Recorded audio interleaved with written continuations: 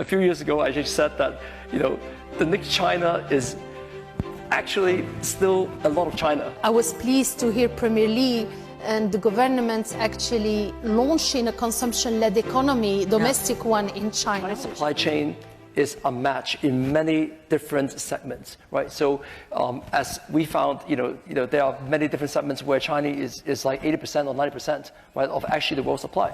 So for them, I think that this has become a little bit of a, yes, China plus one, but China plus one also means that China is still very, very important. And I think that in the last few years, I think that most multinationals started off with, well, let's find the plan B.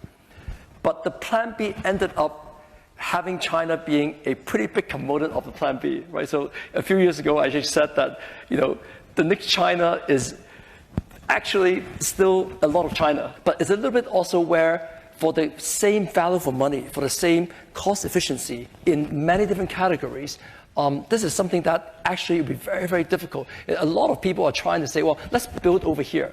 But you know what? The equipment comes from China, the raw materials come from China, the supply chain comes from China, and then everything else seems to be, well, as you count it all up, the value add at the end, still a lot comes from China as well, although there's no direct export, yeah? China is now, when you look at the EV, the LFP lithium-ion battery, is the #1 lower total cost of ownership, battery material in the world. And actually I invited Chinese players to come and invest in Europe because that's the best available technology. So while it's not easy the short term and navigating through the tariffs, right? And I hope there is light in the tunnel and there are conversations between the two, countries.